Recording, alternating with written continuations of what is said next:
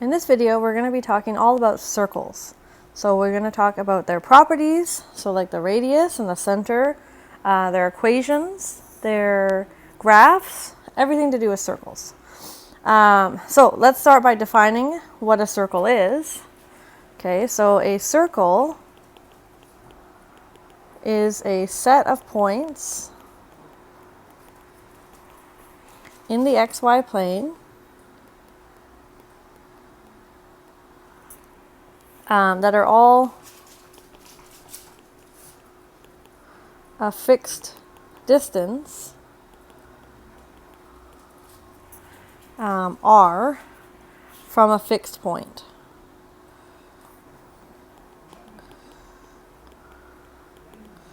We usually call that point HK. So it has x coordinate h and y coordinate k.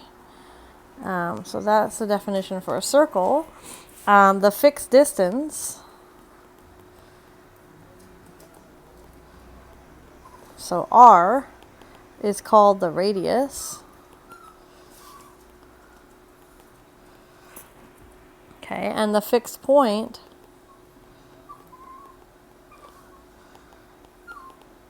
so HK is called the center.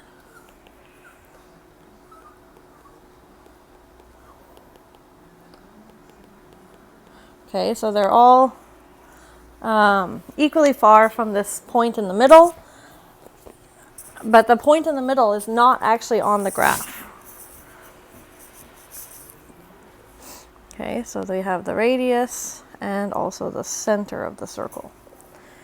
The standard form for an equation of a circle with radius r and center hk, when you're in that form, you can see what the radius is and what the center is.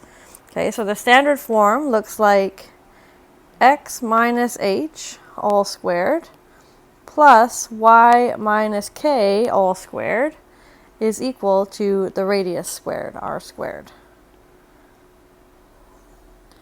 Okay, so that's the most useful form for a circle. So if you're given the radius and the center, then you can easily come up with the equation. Okay, so for example here, we want the equation defined by the equation of the circle with radius 6 and center -2, -3. Okay, so our equation is going to be x minus the x value of the center, so x minus -2 all squared plus y minus the y value, so y minus -3 all squared should be equal to 6 squared, the radius squared. So then if I just simplify that, that's x plus 2 squared plus y plus 3 squared should equal 36. Okay, so that's the equation for a circle. Now to graph a circle, now I'm just going to correct something here. I don't want to use the word plot. Okay, I want to use the word mark because the center isn't actually on the circle. So to graph a circle, assuming that you know the center, because that's the easiest way to graph, we're going to mark where the center is and then plot 4 points in each direction.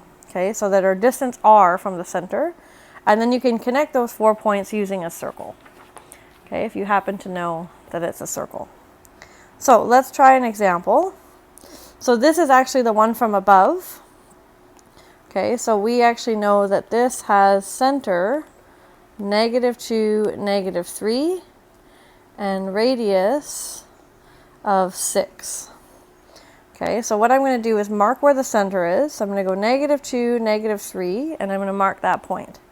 Okay, now that point is not on the circle. Okay, but it is the center of the circle. Now I'm going to go 6 in each direction. 4, 6. Oops.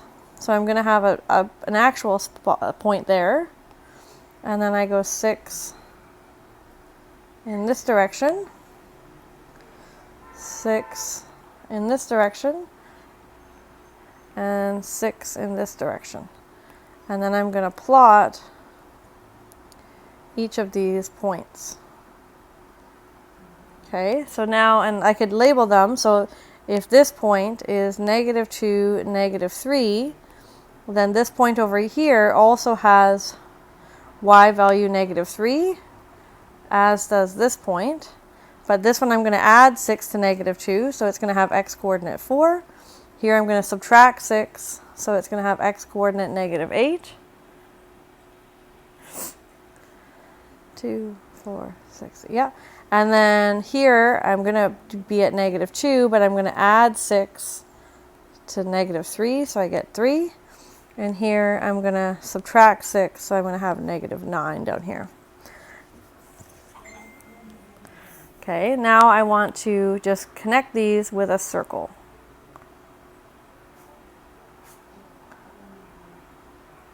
Good, it fixed it for me. Perfect. So that would be the equation for this circle. Okay, so notice that the middle point is not on the graph.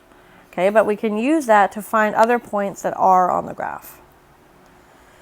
Okay, I'm going to leave this one for you to do. So it's just finding x-intercepts. There's a few ways to do that.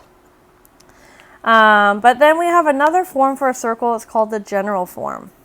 Okay, so what this looks like is x squared plus y squared plus ax plus by plus c equals to 0. Okay, what this is it's the standard form expanded out.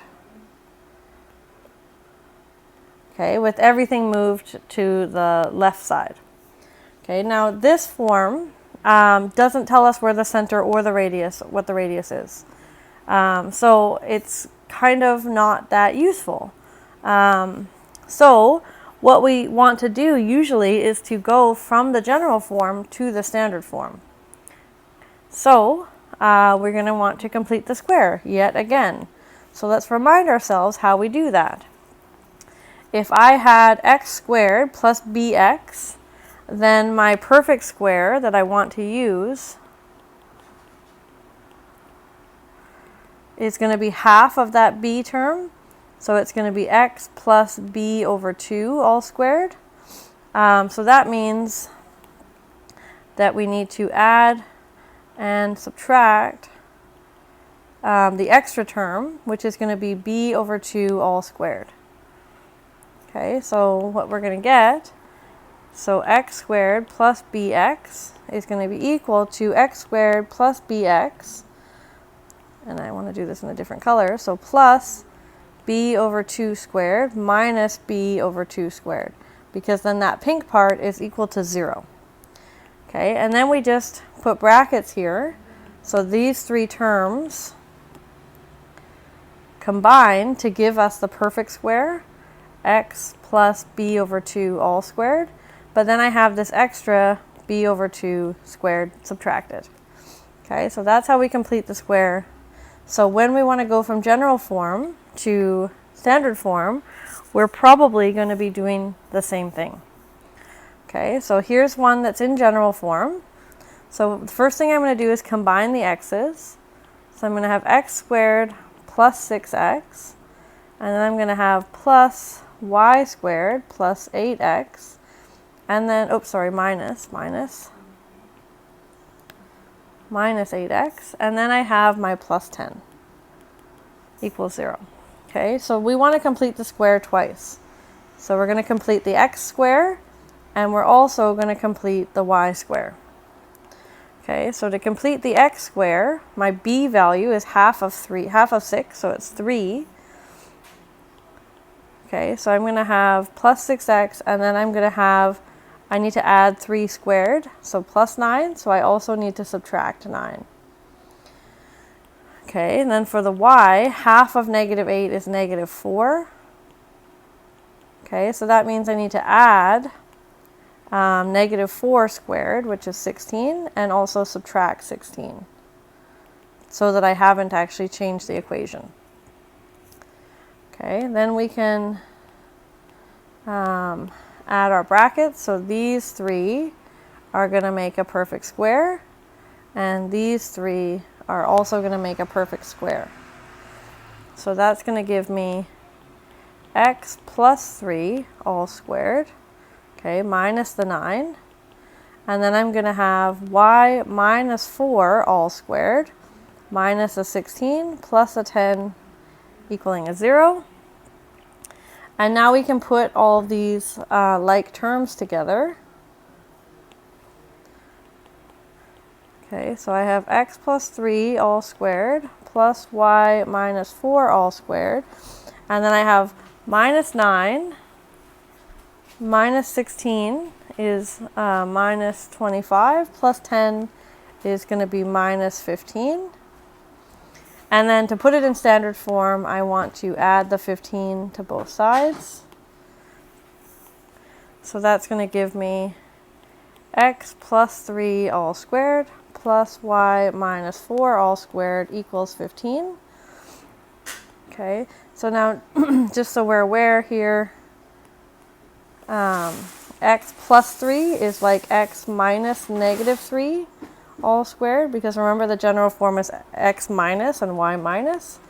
So this circle has center minus 3 and positive 4, and radius equal to the square root of 15, right? Because remember over here is r squared.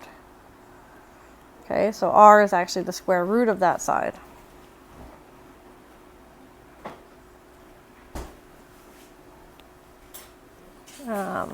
So that's why completing the square is useful, because it can help us go from general form to standard form, and standard form is actually much more useful. So there's a couple more examples over here. I'm going to leave these for you, but I will say here, so the first one, number 5, is similar to what we just did, except there's coefficients in front of the x's and the y's. So what you want to do is get rid of them. So they're the same coefficient.